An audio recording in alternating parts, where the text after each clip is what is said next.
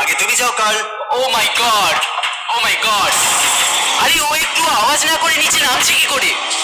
এটাই হলো এন্ট্রেন্স কাল। হ্যাঁ, তারপরে এটা আন্ডারওয়ার্ল্ডের গডের এন্ট্রান্স। এটা তো অনেক বড় সিঁড়ি। এটা কিন্তু সত্যি খুব গভীর, মানে তুমি যদি পড়ে যাও। হ্যাঁ, নিশ্চয়ই আমি মরে যাবো। হ্যাঁ,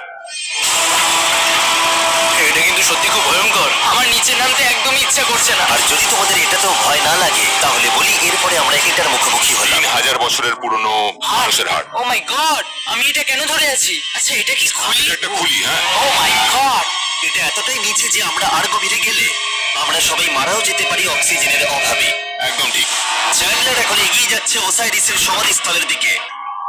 ঠিক আছে, যাওয়া যাক। ঠিক আছে, আমি কিন্তু এখন জলে। ও,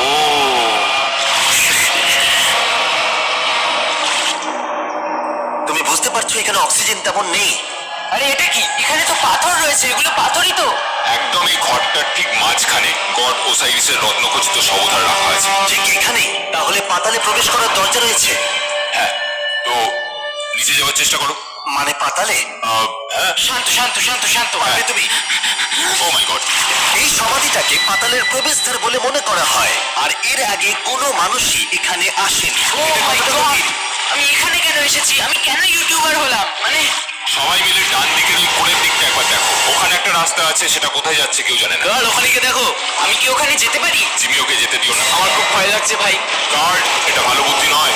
এটা প্রাচীন মিশরীয়দের একটা টানেল, যার মধ্যে আজ অব্দি কেউ যায়নি। তোমার মতো পাগল আর কেউ নেই। একটু কি বলবে আমাদের ভেতরে কি দেখতে পাচ্ছ? আমি সামনে অনেকটা রাস্তা দেখতে পাচ্ছি, আর এটা আস্তে আস্তে সরু হচ্ছে। ভাই, আমি সত্যি মানে এখানে রীতিমতো আটকে গেছি। ও মাই গড, ও মাই গড। তুমি ইতিহাসের পাতায় নাম লেখালে। আমি আর একটু মনে হচ্ছে এগোতে পারবো ভাই। এর চেয়ে বেশি সময় এখানে থাকলে অক্সিজেনের সমস্যা হবে। আমরা কি এবার বেরোবো?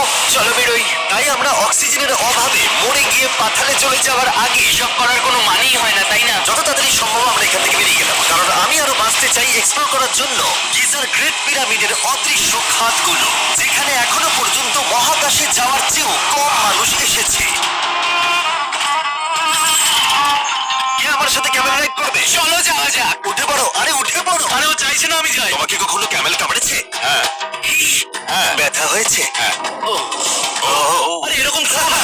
আজকে অনেকক্ষণ ধরে এক্সপ্লোর করা হবে। আমার তো বিশ্বাসই হচ্ছে না। জানলে তুমি ঠিক আছো? না, টানো টানো। আরে আমি পারছি না। আমাকে এটা থেকে নামাও।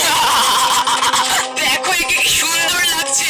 এটা আমার জীবনের সব থেকে ভালো শট। আমি ক্যামেলের পিঠে থেকে মিশরের পিরামিডের সামনে দিয়ে যাচ্ছি। ভাই, এটা সত্যি অসাধারণ এক্সপিরিয়েন্স। আর এবার গিজা মালভূমি অভিযানের ডিরেক্টর, যেটা আমাদের লিস্টের 3 নম্বরে রয়েছে, মেনকাউরের পিরামিড ঘুরিয়ে দেখাবে। যদি তোমরা নিচের দিকটা দেখো, তোমরা 4600 বছর আগের কিছু গ্রানাইট দেখতে পাবে। আমরা দেখিয়ে দিই, এটা অনেকটা এরকম দেখতে ছিল। ওয়াও! কিন্তু এখন এটাই অবশিষ্ট পড়ে আছে 5000 বছর পরে। এই আমার বন্ধু নোলান, দেখি কি আমরা ওপরে ঘুরতে পাঠাতে পারি? অবশ্যই। এটা করে ইল্লিগাল, কিন্তু তাও আমি পারমিশন পেয়েছি। নোলান, একটু সাবধানে। তুমি কি একবার নোলানের ওপরে চেঁচাতে পারবে? ও ভয় পেয়ে যাবে। পিরামিডে ওঠার সুযোগ কিন্তু এত সহজে পাওয়া যায় না। কিন্তু আমি পেয়ে গেছি ভাই। নিচে নামো, নিচে নামো, তাড়াতাড়ি নিচে নামো। নামো। নামবো? হ্যাঁ নামো। ঠিক আছে। নোলান শোনো, তুমি তাড়াতাড়ি নিচে নেমে এসো। চলে